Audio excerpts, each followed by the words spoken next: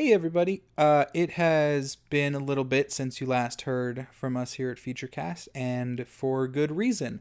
As many people know, there has been quite a lot of well-known distress going on within our community, and more importantly, within the Black community.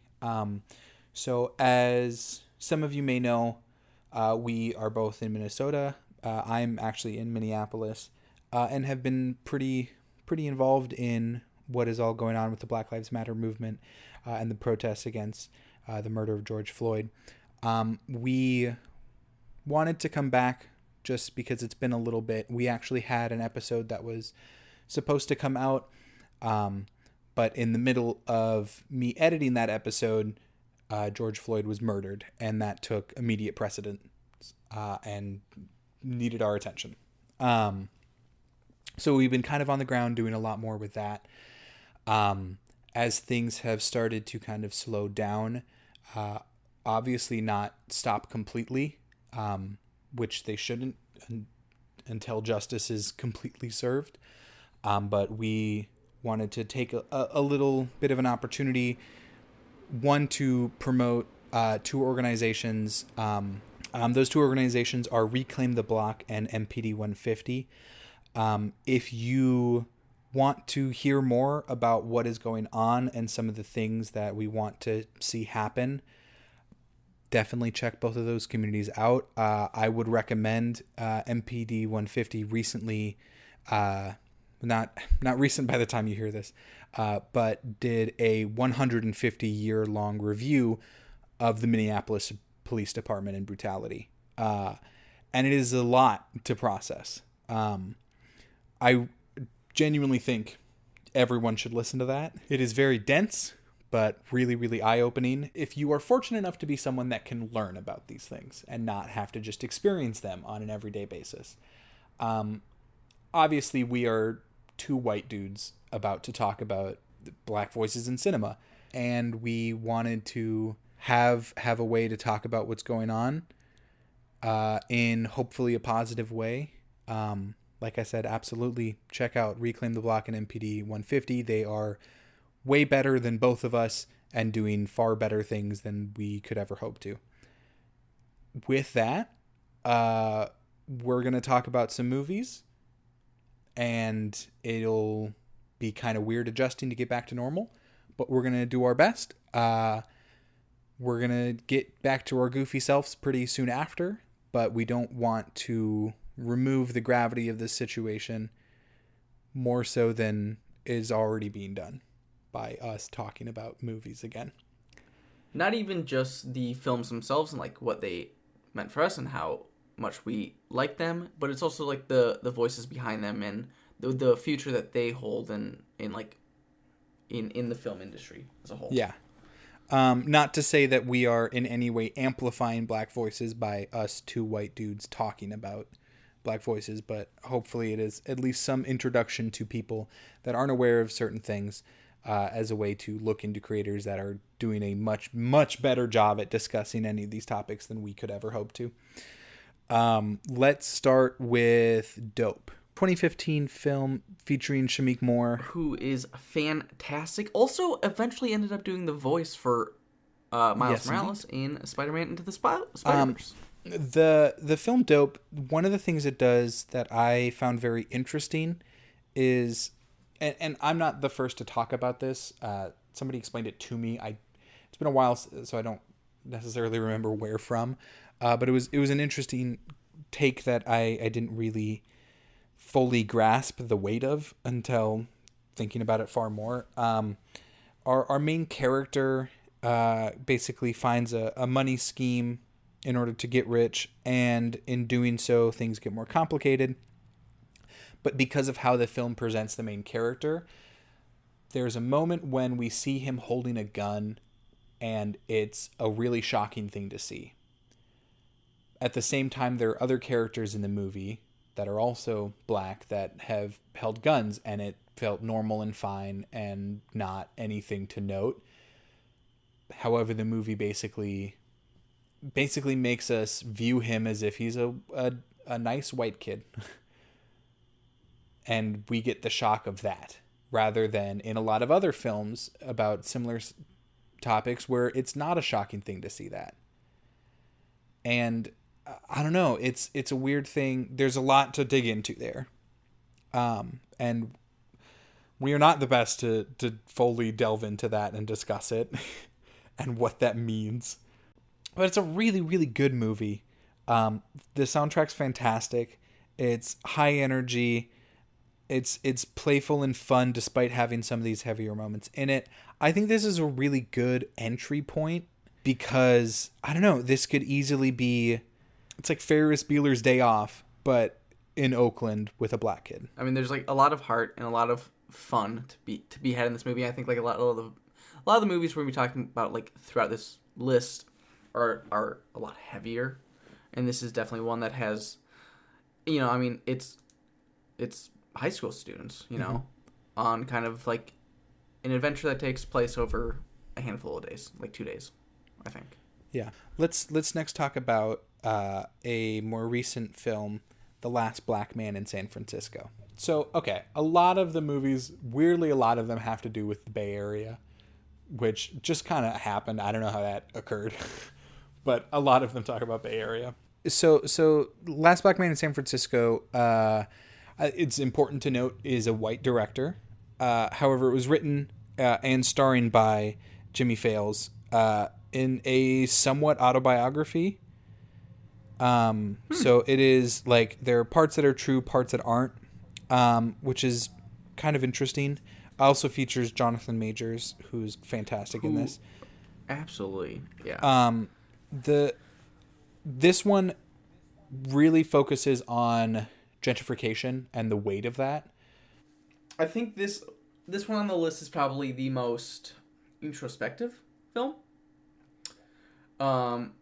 which may be off-putting for some people, but I think if you are willing to give this movie your time, you will greatly enjoy it. It's slow, it's beautiful, and it is also streaming for free on Amazon right now. So, but I will note, fuck Amazon.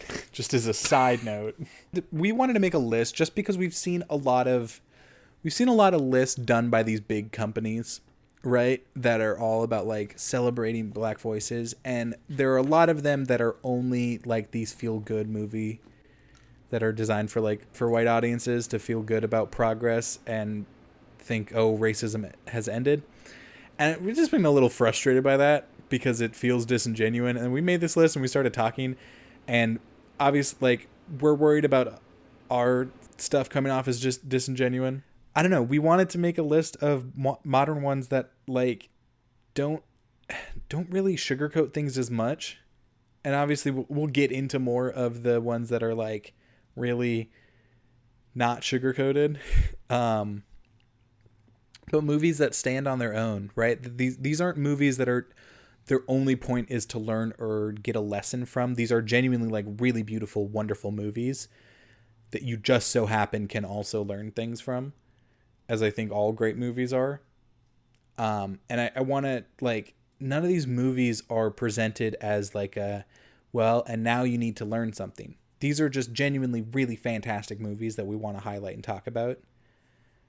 So that's thank you for coming to my TED Talk. I will also recommend, Criterion Channel has a fantastic Celebrating Black Voices collection that has a much larger historical basis for it, including many powerful documentaries. We didn't put any documentaries on our list, No. even though there are numerous fantastic ones that people should watch, but we wanted to do ones that were fantastic movies as well, right? This episode is probably going to be a little rough just because we are not the best at being very serious boys, and these movies deserve to be taken seriously. Next, we're going to talk about Get Out. Get Out is, I would say, probably the most popular on the list. Oscar nominated and Oscar winning. This is the Jordan Peele horror movie where the horror is actually standing in for liberal white racism. This does a great job of pointing out that racism in America is not just exaggerated country hillbilly racist. There is so many everyday small racism and belittling of people from those that claim they're progressive and doing a good job at it when really they don't do anything. Not to get too heated about certain modern politicians just virtue signaling all the time, but I don't know. I think it's important that it's, one of the bad peoples is your well off, like, liberal elite family. I think it makes sense. This was also the major breakout of Daniel Kaluuya, who is in 2 other movies on this list, which is interesting. Big fan of Daniel Kaluuya. Super talented. And this was also I mean, you already said this, the birth of Jordan Peele into the horror genre. It's so weird to think that this is the same person from Sicario, the friend to Emily Blunt's character, for Daniel Kaluuya. Yep. Because so talented. My first introduction to Daniel Kaluuya was Black Mirror. Black Mirror. Yeah.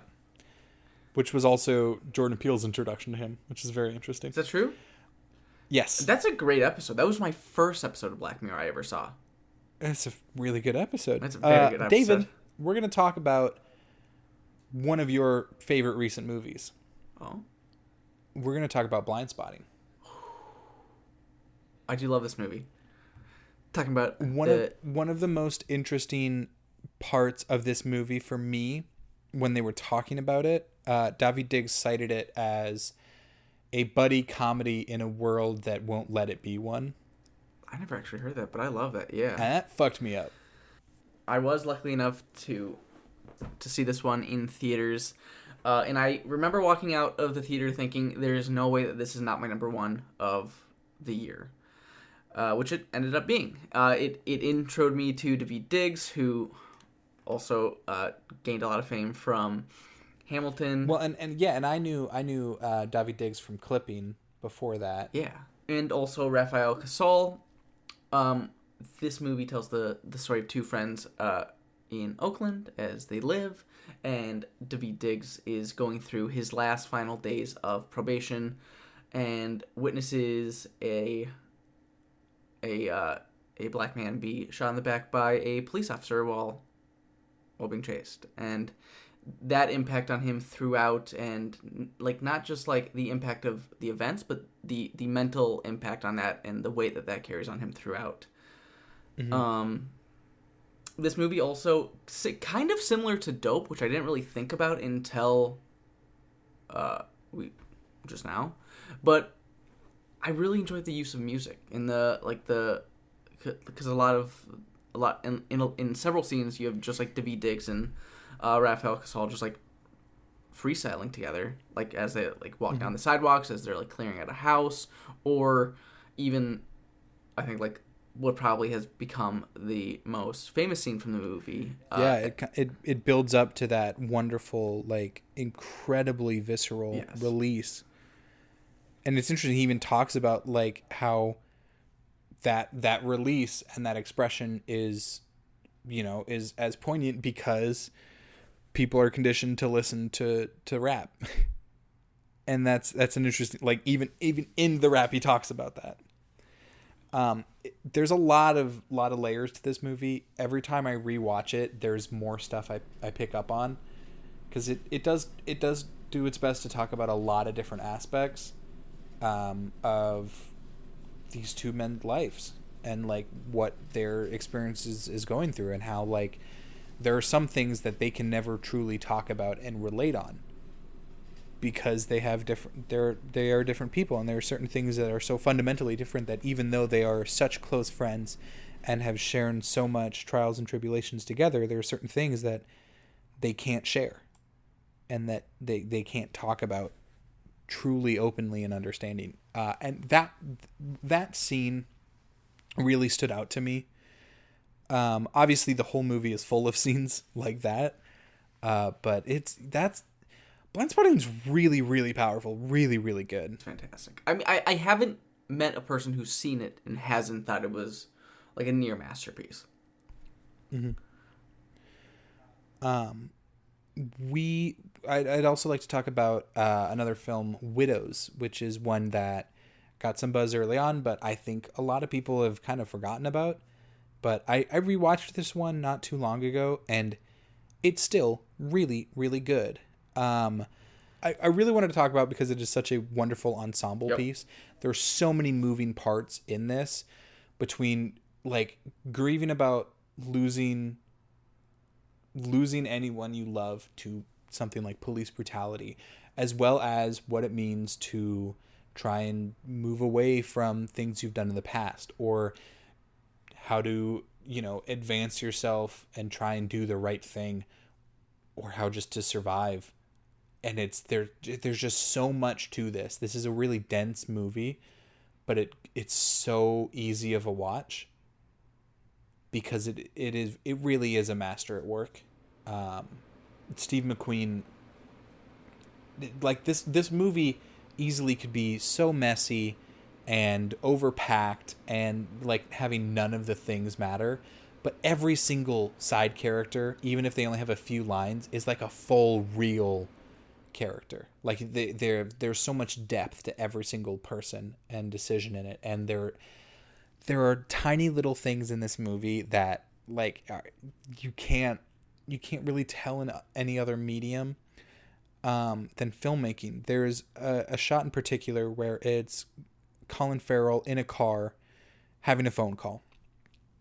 A phone call tells a different part of the story, but you see the outside reflection of the front windshield, and you see exactly like the disproportion in the buildings and the neighborhoods he's driving through, from where he goes to do a political rally back to his house where he lives, and seeing that transition and that disconnect, like it is, you get so much from that. Another thing with Widows is that it also gave us our big screen introduction to Cynthia Erivo, who is immensely talented. What's that? Is it the EGOT? I think she's like a future EGOT winner. She doesn't have an Oscar yet, but I think she definitely has the talent to eventually win that. Like right after this, we got her in Bad Times at the El Royale, where she was able to put her vocals on display because she's an extremely talented singer. And then we've also seen her take on the mantle of Harriet, and she also appeared in last year's HBO adaptation of Stephen King's The Outsider, where she was also very good. Ethan, I think we got one more on the list that we wanted to talk about to round out our 6 films on the list, and that is last year's Queen and Slim from Melina Matsoukas. Or Matsoukas, something like that. This is a directorial debut. Daniel Kaluuya and Jodie Turner-Smith at the kind of front of this picture. What starts as a date takes a turn for the worse when they get pulled over, and gets worse and worse from there. And one of the things in this movie that I find very interesting is that all their choices make sense, but things just keep getting worse and worse, and then it branches off into so much more dark themes that I wasn't expecting it to do. I don't know. It just does a lot more than I expected a movie, like a modern movie that was shown in theaters about police brutality, to really dive in. Like this really goes through a lot of kind of the emotional repercussions and how it affects a lot of other things as well. There's a protest scene that really fucked me up. It is a gorgeous, powerful movie. I saw this by myself, and the father, I believe, behind me, I believe it was the father of the kid, ended up like falling asleep like 8 times within the last like 45 minutes of the film, and kept snoring pretty loudly. The kid kept waking him up. Kind of sucked. But I still love the movie. Yeah, I was gonna say, like, it starts off so grounded in like the the normalcy of like being on a date at like a small diner and like talking about that, and then by the time you reach the end, it almost feels like it's transcended into this like mythical like. Yeah, I mean, it becomes this story. Strange, you watch this almost like legend because spoilers. Be born. I really like it. It's really. This was really in your good. top 15. All the movies. This was in mine for the longest time until literally like the night before, and I started shuffling things around and made silly mistakes. And all the movies on this list are fantastic. And obviously they do not completely encompass the Black story or the Black experience, because no single film truly can. Because you can't quantify experience or life into a single movie. Like there's so much to everything. We want to take another opportunity to mention Reclaim the Block and MPD 150 for the tremendous work that they're doing right now on the ground and have been doing for a while. They are working on holding police accountable when there was no work being done on the police side to do anything even close to that. So definitely check them out. Give money if you can. Get involved. Help out in any way that you can. And keep fighting for the betterment of all people. There's a phrase that I see getting shared around quite often that I definitely relate to, and it's simple. You are morally responsible for becoming more ethical than the society you grew up in. I like that. And I think yeah, you gotta keep that in mind. Keep pushing for continued justice. Even with victories that come up, you need to keep fighting and keep pushing for that, because we're not free until we're all free. And with that, next week will be a little bit more of a normal episode, more goofs and gags. Thank you for listening. Again, definitely check out those other things because they're far more important than we are. Not to diminish us, but it'd be very disingenuous to say anything other than that. We love you. Stay strong. Yeah. I guess that's it for this one. One more. I was going to say one more outro. Goodbye. Hey, if you enjoyed that clip, we got lots more like it. That's right, David. You can go ahead and click that subscribe button and smash that bell for notifications. Smash it indeed, Ethan. Go ahead and check out some of these clips, or check out our minisodes that we release every Saturday. Yes, and full episodes can be found on Spotify, iTunes, Google Podcast, Stitcher, and what's that right behind you? Oh no, look out! You can't hear because you have a podcast in? It's our podcast, Featurecast Podcast, the film podcast where we do comedy bits sometimes. The podcast about film called Featurecast, the Featurecast Podcast. Go and listen to it, you stupid idiot. Don't call him an idiot right before they go.